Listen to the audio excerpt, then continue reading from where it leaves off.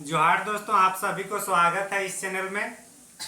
आज की इस वीडियो में हम लोग चर्चा करेंगे कि जो साइंस का टॉपिक है, साइंस की टॉपिक जब भी हम लोग लेने की सोचते हैं 11-12 की या 9-10 या ग्रेजुएशन के टाइम, तो हम लोग का दिमाग में एक चीज़ रहता है कि केमिस्ट्री को कैसे टैकल किया जाए। तो आज वही केमिस्ट्री के बारे में चर्चा करेंगे। केमिस्ट्री के लिए जो मैंने ग्रेजुएशन किया हूँ, पहले मेरे को भी केमिस्ट्री से बहुत डर लगता था, पार्टिकुलरली जब हम लोग मैट्रिक लिखे उसके बाद, क्योंकि मैट्रिक तक केमिस्ट्री में हम लोग सिर्फ मीथेन इथेन वही पता रहता था। जैसे ही 12 में आता है, और अगर साइंस बैकग्राउंड में किसी भी अगर स्टूडेंट का किसी भी सब्जेक्ट में अगर फेल होता है, तो सबसे ज़्यादा फेल होता है केमिस्ट्री में, क्योंकि केमिस्ट्री को हम लोग उस तरीके से समझ नहीं पाते हैं या फिर उनकी शब्दावली में हम लोग उलझ के रह जाते हैं। तो ये सब को एक ही जगह पे अगर सोल्यूशन प्राप्त करना है, तो हमारे सामने एक चैनल है TNT world chemistry, TNT chemistry world. Channel का नाम है TNT केमिस्ट्री वर्ल्ड।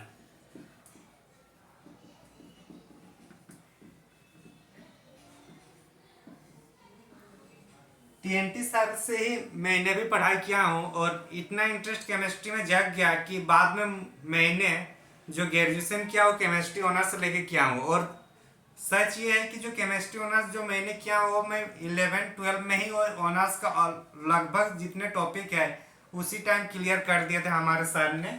और इसीलिए केमिस्ट्री मैंने BSc की केमिस्ट्री से। तो अभी मैं बताना इसलिए चाह रहा हूँ कि हमारे जितने भी भाई बहन जो भी 11-12 में रहते हैं, वो लोग को डाउट रहता है कि केमिस्ट्री को कैसे कंप्लीट करें या कैसे उसको समझें। तो केमिस्ट्री के लिए अगर सबसे अगर बेहतरीन अगर चैनल मेरे नज़रों में अगर आ रहा है, तो TNT केमिस्ट्री वर्ल्ड है, जो एकदम सरल और आसान भाषाओं में समझाने का प्रयास किए गए हैं सर के द्वारा। आगे हम लोग वीडियो में सर का वीडियो भी डालेंगे, तो उसमें आप लोग देख लीजिएगा डेमो कि सर सच में कैसे पढ़ा रहे हैं। तो आप लोग को भी केमिस्ट्री से इंटरेस्ट बढ़ जाएगा, और शायद आप लोग को फिर ये डर नहीं रहेगा कि केमिस्ट्री को टैकल कैसे करें 11-12 में। तो जरूर वीडियो पूरा देख लीजिए सर का एक बार। थैंक यू, और एंजॉय लीजिए सर के साथ।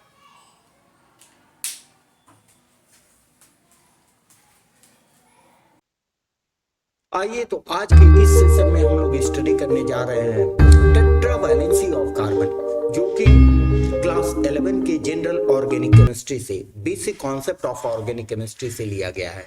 Very very important topic it is. आप कार्बन ऑर्गेनिक केमिस्ट्री के जितने भी कंपाउंड्स पढ़ेंगे, जितने भी कॉन्सेप्ट पढ़ेंगे, उसमें सबसे पहले आपको टेट्रावैलेंसी ऑफ कार्बन के बारे में जानकारी होनी चाहिए। तो चलिए शुरू करते हैं tetravalency of carbon. Tetravalency of carbon का मतलब क्या होता है?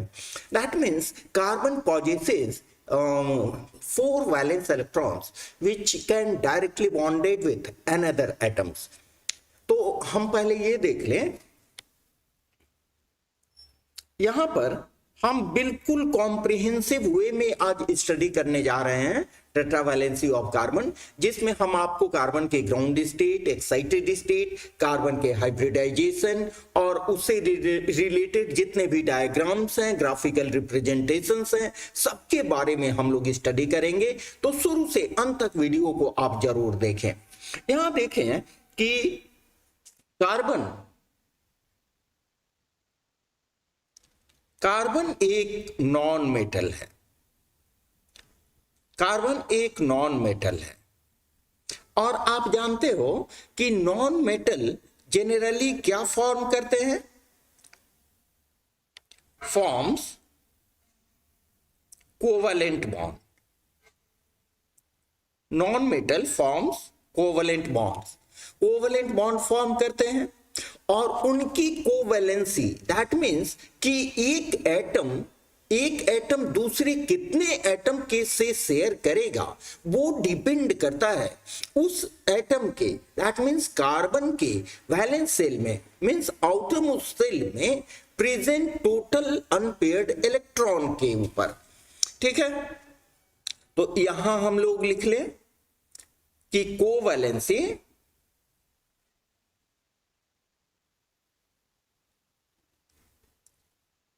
is calculated, पहले समझ लें आप, हम नोट्स भी दे रहे हैं आपको, calculated by the number of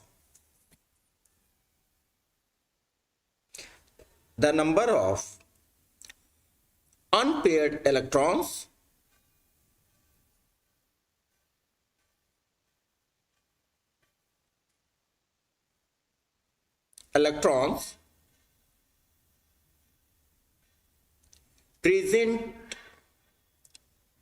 present in the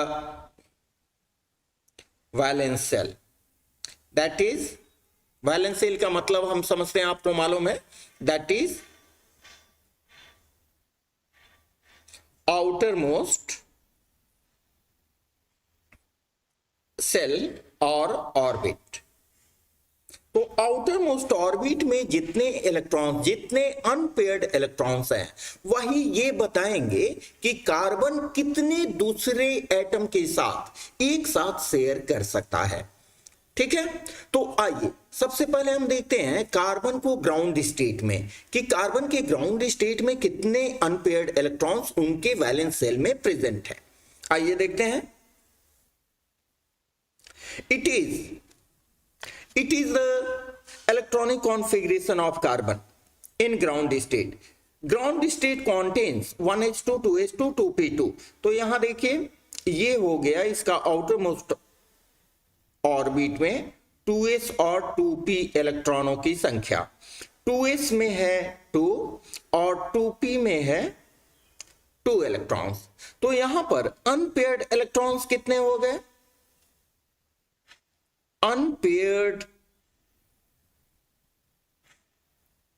electrons is equal to 2। तो कार्बन के ग्राउंड स्टेट्स में अनपेयर्ड इलेक्ट्रॉन्स 2 हैं। इससे इस बात का संकेत मिलता है कि कार्बन केवल 2 ही दूसरे एटम के साथ कंबाइन कर सकता है। अगर इसको ऐसे समझें, सपोज है यहां पर 2 हाइड्रोजन है जिनके पास एक एक इलेक्ट्रॉन्स हैं, तो एक एक इलेक्ट्रॉन का शेयरिंग करके कार्बन क्या बनाएगा? ये एक कार्बन का हुआ, कार्बन का वैलेंस सेल का कॉन्फ़िगरेशन हुआ। तो एक कार्बन यहां जब 2 हाइड्रोजन के साथ कंबाइन करेगा तो क्या कंपाउंड बनाएगा? कंपाउंड बनाएगा लाइक CH2, जिसको हम बोल सकते हैं डाइवैलेंट कंपाउंड्स। लेकिन आज तक कोई स्टेबल CH2 कंपाउंड हमें प्रैक्टिकली नहीं मिला है। ठीक है, इसी बात को यहां लिखा गया है। The number of 2 unpaired valence electrons in the ground state of carbon atom indicates the formation of only divalent compound. This is divalent compound. Compounds like CH4,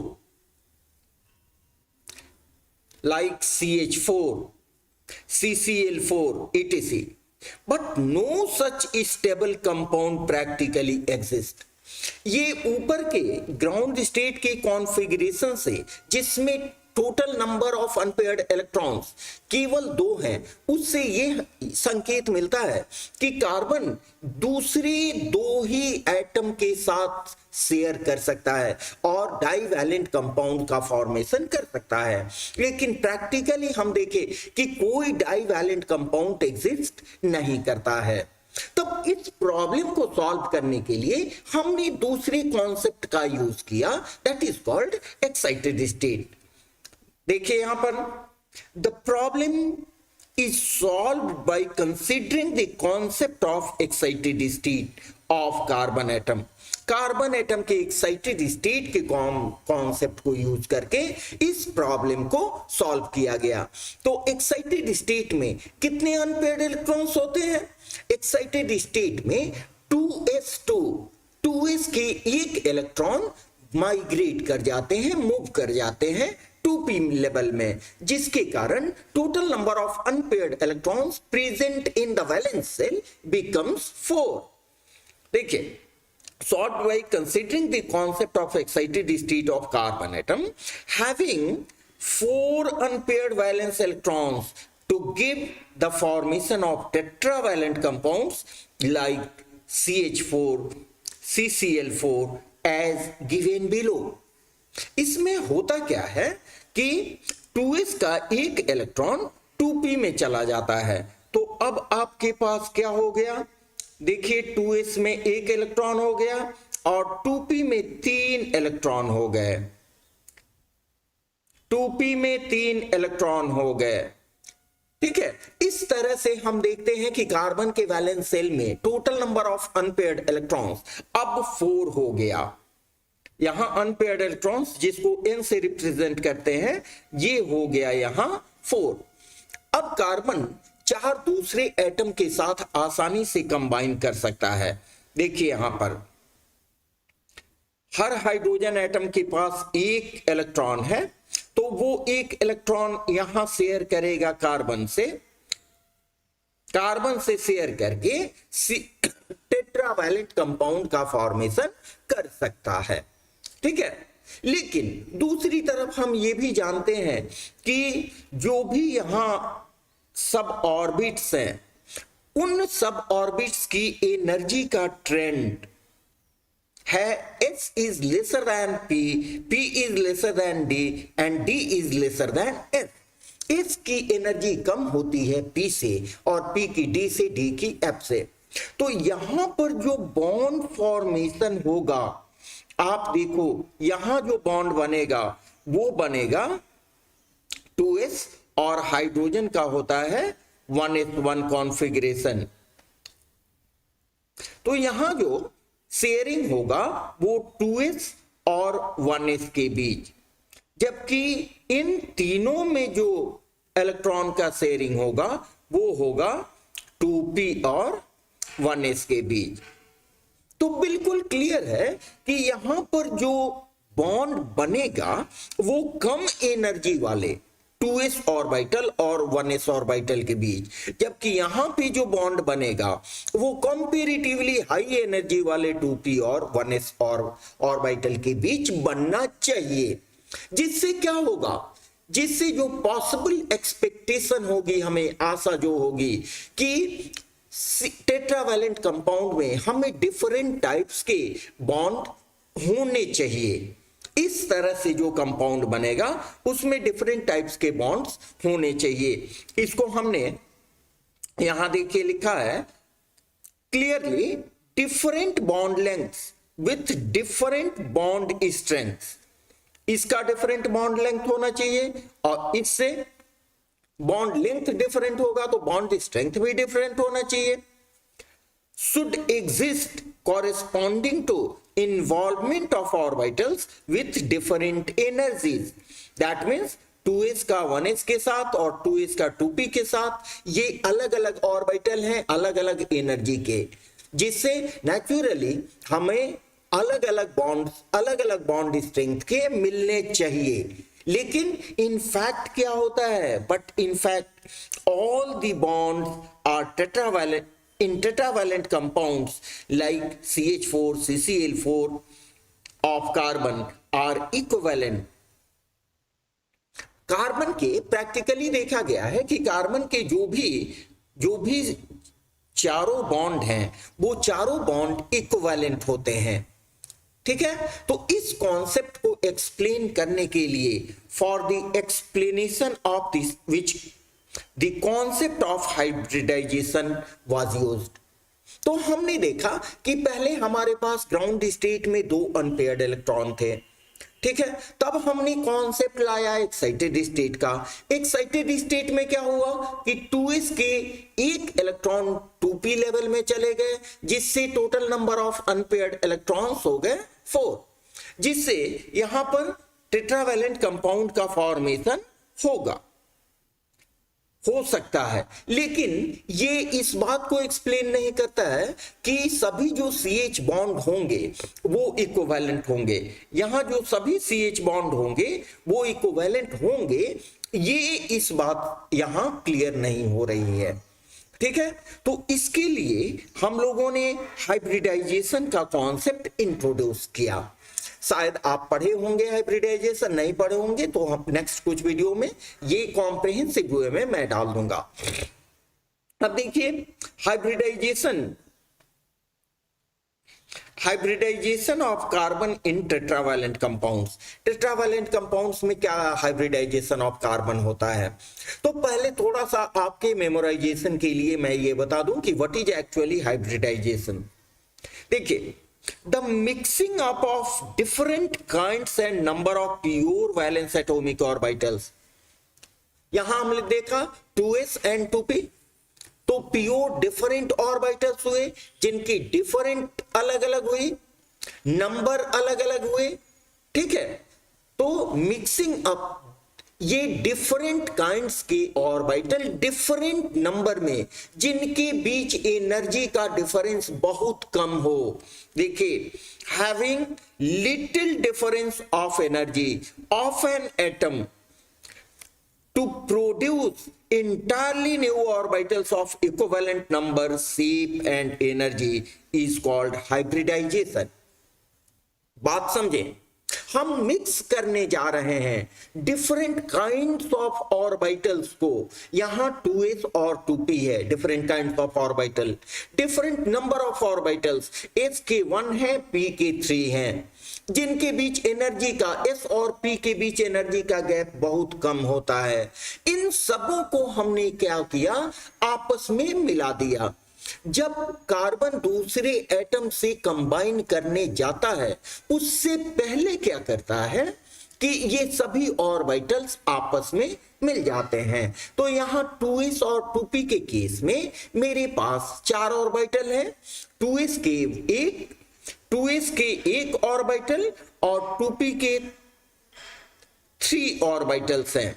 ये सभी चारों ऑर्बिटल्स आपस में मिक्स करके कितने इक्विवेलेंट नंबर, मींस जितने orbital mix करते हैं उतनी ही संख्या में नए मिक्स्ड ऑर्बिटल्स, जिनको हम हाइब्रिड ऑर्बिटल्स कहते हैं, उतनी ही संख्या में हाइब्रिड ऑर्बिटल्स हमें मिलते हैं। तो जो मिक्सिंग के बाद हमें न्यू ऑर्बिटल्स मिलते हैं उनको हम कहते हैं हाइब्रिड ऑर्बिटल्स। अब ये हाइब्रिड ऑर्बिटल्स 3 डायमेंशनल स्पेस में 4 हाइब्रिड ऑर्बिटल्स मिलते हैं। तो चारों हाइब्रिड ऑर्बिटल्स 3 डायमेंशनल स्पेस में इस तरह ओरिएंट हो जाते हैं जिससे इन सबों के बीच मिनिमम रिपल्सन हो, और इस तरह से मिनिमम रिपल्सन होने के लिए जो पॉसिबल ज्योमेट्री होगी दैट विल बी टेट्राहेड्रल। देखिए,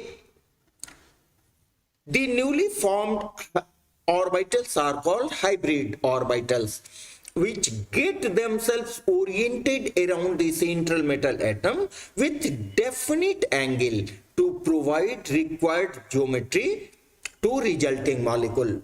ये 3 डायमेंशनल स्पेस में ओरिएंट हो जाते हैं, ठीक है। अगर यहां पर 4 ऑर्बिटल है तो 4 ऑर्बिटल का possible stability, maximum stability provide करने के लिए जो पॉसिबल स्ट्रक्चर होता है दैट विल बी टेट्राहेड्रल, ठीक है। तो ये तो हाइब्रिडाइजेशन के बारे में थोड़ा सा जानकारी दिया हमने, किसी विशेष वीडियो में आपको इसके बारे में बताऊंगा। अब देखिए कार्बन के केस में क्या होता है। कार्बन के केस में देखिए, hybridization of carbon in tetravalent compounds. Tetravalent compounds में कार्बन का हाइब्रिडाइजेशन क्या होता है? जब कार्बन किसी दूसरे एटम से कंबाइन करने जाता है, उसके पहले ही कार्बन के जो आउटर मोस्ट ऑर्बिट के वैलेंस ऑर्बिटल्स होते हैं वो आपस में मिक्सअप कर लेते हैं, और मिक्सअप करके जितनी संख्या में वो मिक्स करेंगे उतनी ही संख्या में नए ऑर्बिटल्स का फॉर्मेशन करेंगे, और वो नए ऑर्बिटल्स का शेप, सबका शेप इक्विवेलेंट होगा, ठीक है। यहां देखें, before participating in the formation of tetravalent compounds, all the 4 valence orbitals, that means 2s and 2p 2px, 2py and 2pz। ये सभी जिनके बीच लिटिल डिफरेंस ऑफ एनर्जी होता है, ये आपस में देखिए mutually mix up together to provide entirely new 4 orbitals. 4 क्यों? इसलिए कि इसमें मिक्सिंग प्रोसेस में भी 4 ऑर्बिटल्स ही यहां पार्टिसिपेट कर रहे हैं, ठीक है।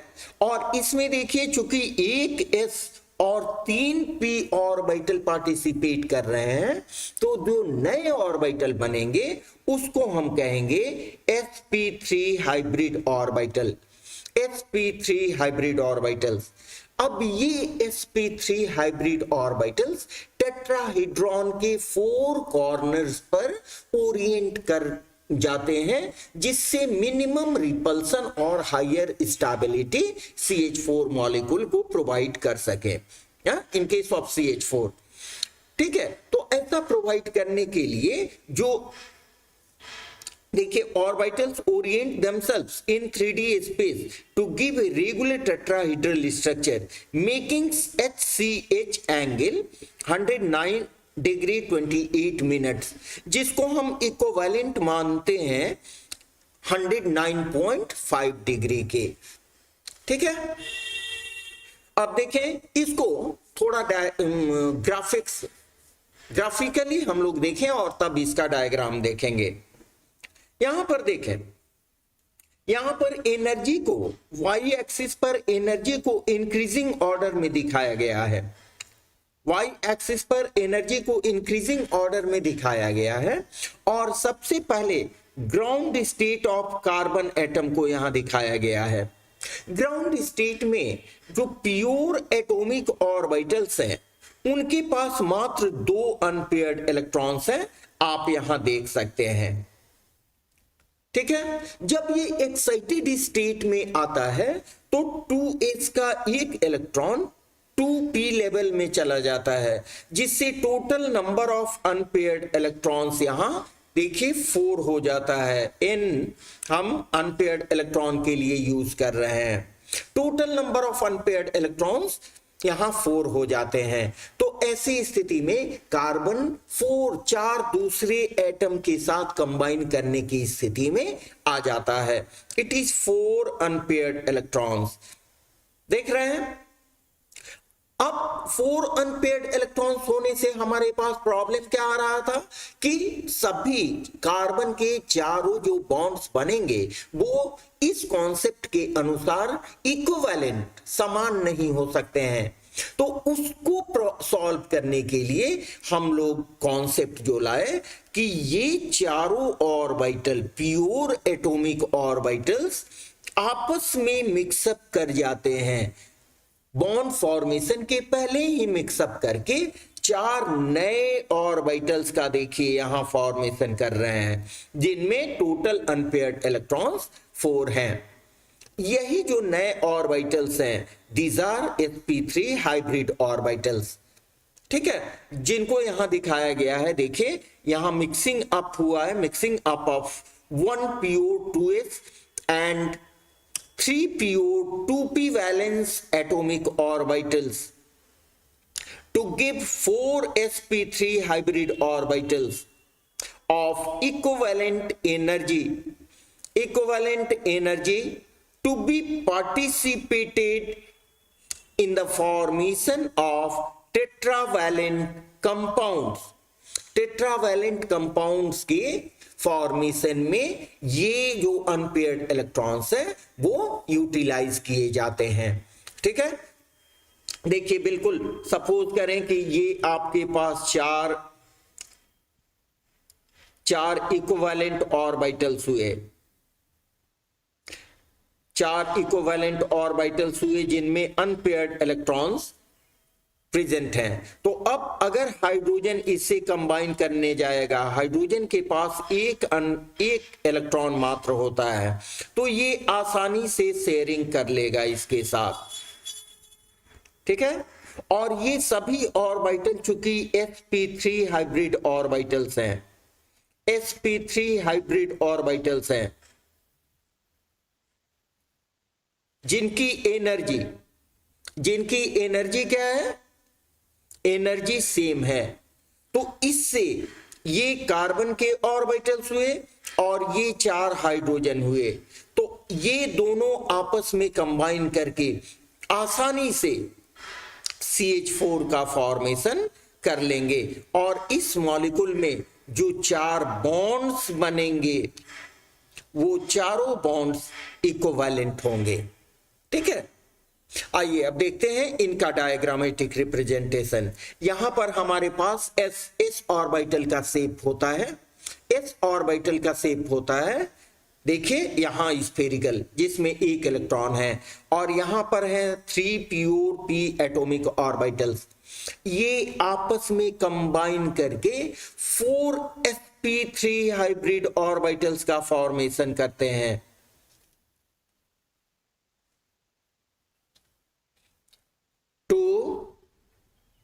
देखिए 1 2 3 एंड 4 sp3 हाइब्रिड का फॉर्मेशन करते हैं और इनके बीच जो एंगल होता है दैट इज 109.5 डिग्री। ठीक है, अब ये 4 sp3 हाइब्रिड ऑर्बिटल्स बने। अब एक एक ऑर्बिटल हाइड्रोजन के साथ, हाइड्रोजन के 1s ऑर्बिटल के साथ ओवरलैप करेगा during formation of covalent bonding. ठीक है, उसको यहां दिखाया गया है। देखिए यहां 4 sp3 हाइब्रिड ऑर्बिटल्स है, यहां हाइड्रोजन एटम है। ठीक है, तो हाइड्रोजन एटम का 1s ऑर्बिटल और ये हो गए आपको sp3 हाइब्रिड ऑर्बिटल्स। ये है 1 2 3 एंड 4। तो ये sp3 हाइब्रिड ऑर्बिटल्स हाइड्रोजन के 1s ऑर्बिटल के साथ बॉन्डिंग बनाएगा। इस तरह के 4 बॉन्ड बनेंगे, बनके टेट्राहेड्रल स्ट्रक्चर देंगे जिसमें ये एंगल होगा 109.5 डिग्री, 109.5 डिग्री। ठीक है, दिस एंगल इज 109.5 डिग्री, जिसको सिंपल टेट्राहेड्रल स्ट्रक्चर के रूप में हम लोग ऐसे लिखते हैं और सिंपल वे में this is written like this and as molecular formula CH4। इस तरह से टेट्रावैलेंट कार्बन को एक्सप्लेन किया जा सकता है, जिसमें सभी बातें एक्सप्लेन हो गई। तो हम समझ रहे हैं, हमें आशा है कि आप लोगों को ये सारी चीजें समझ में आई होगी और अपने फीडबैक आप हमें अवश्य दें। ठीक है, I am just waiting for that. बने रहिए मेरे साथ, देखते रहिए, बहुत जल्द हम ला रहे हैं एक और नए टॉपिक के साथ। ओके, तब तक पढ़ते रहिए। Thanks a lot for viewing this video. Okay, thank you. उम्मीद करता हूँ आप लोग पूरा वीडियो ज़रूर देखे होंगे और सर का वीडियो लिंक डिस्क्रिप्शन में दिया गया है, वहाँ से जाकर सर का अपना चैनल में आप लोग जा सकते हैं। Thank you for watching.